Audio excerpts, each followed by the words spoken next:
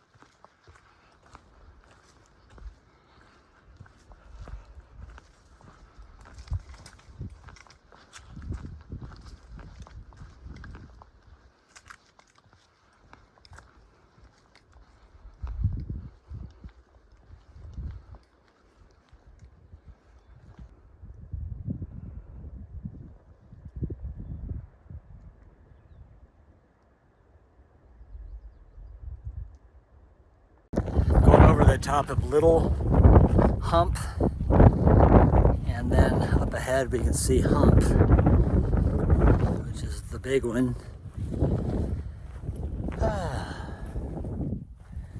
Nice clear day. Back there you can see some of the balls I went over yesterday. Actually, back this way, I was looking on Peak Finder. Off in that distance was Big Bald from last week, the one before Irwin. Always amazed at how far you can see on a clear day. It all depends on what other mountains are in the way, how high the mountain you're standing on is, a little bit of curvature of the earth. Factors like that, but also the clarity of the air quality and the cloud cover. Oh, this is neat.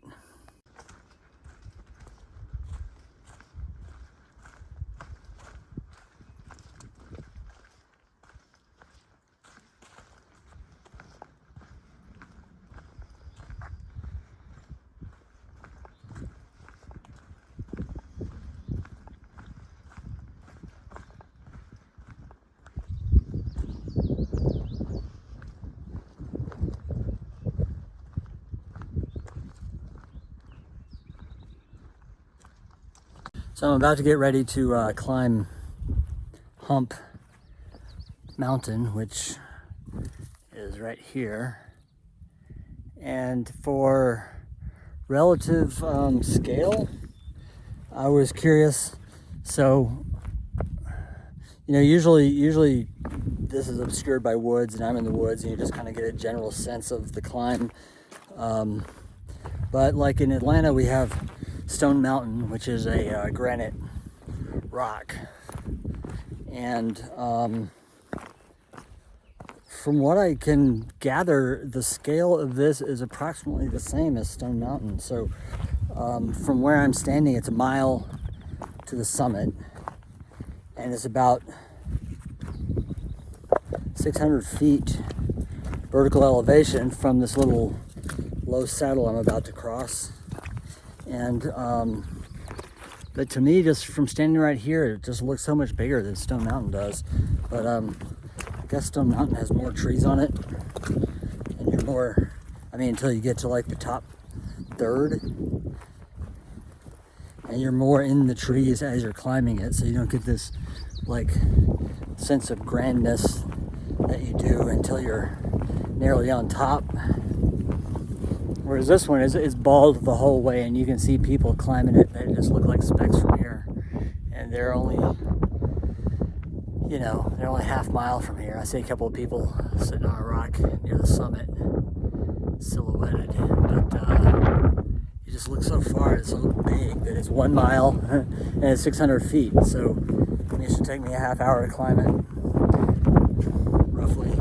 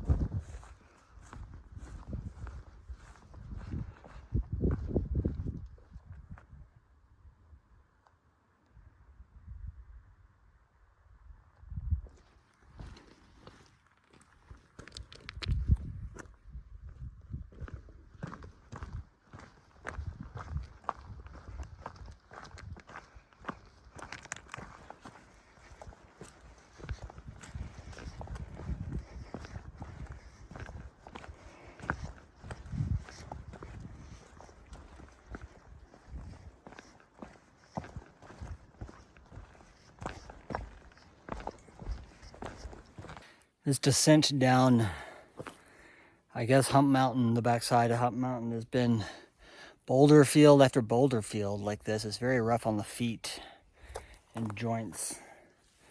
But I'm about a mile from Dull Flats, which I intend to take a break there, and that's like 8 miles out of 12 for the day, roughly. But I have to navigate this.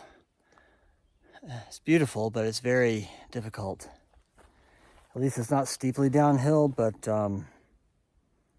every step is treacherous.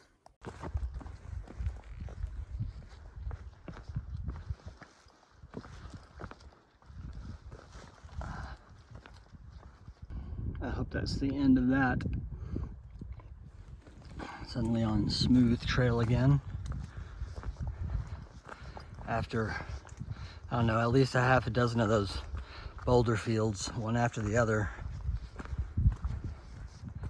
It's very tiring.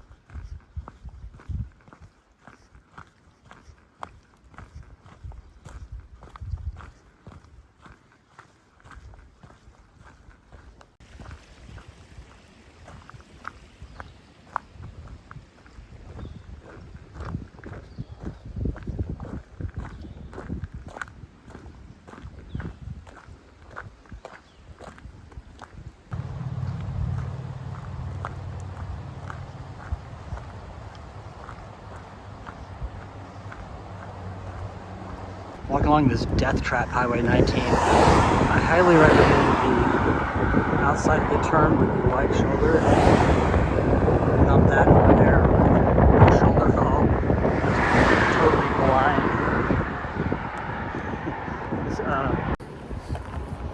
So I'm walking towards Mountain Harbor, which is Trail West. Up there somewhere. Looks like it's a little bit closer than Appalachian Station at 19E on the other side, which is Trail East. But I hear they have a really good resupply here, so that's why I'm headed this way. But yeah, there's no shoulder whatsoever on the other side, and you're inside blind. You're on the blind side of a turn with no visibility because of the cliff. So I'm walking on the right side of the road, which has about a 5-foot shoulder and some room, even though the cars are coming at you from behind.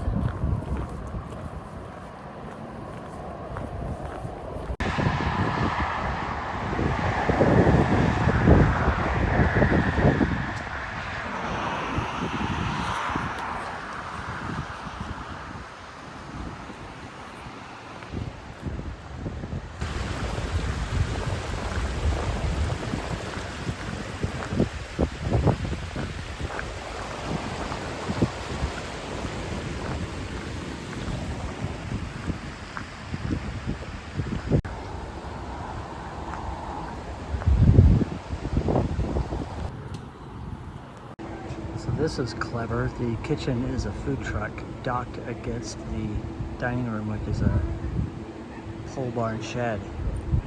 And there's a pass-through window connecting the two.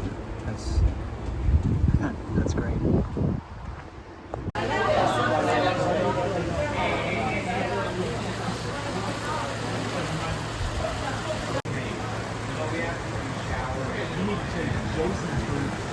Jason, that's okay.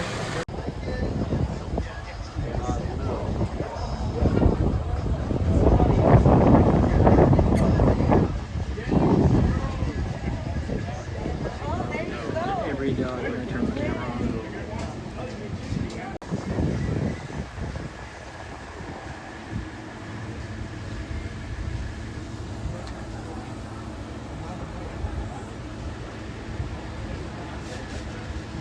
That's the Hostel barn back there. And here's a little patch of rhododendrons, and that's me. And then the back that way is another little camping area and a tree house. And that's the porta potty.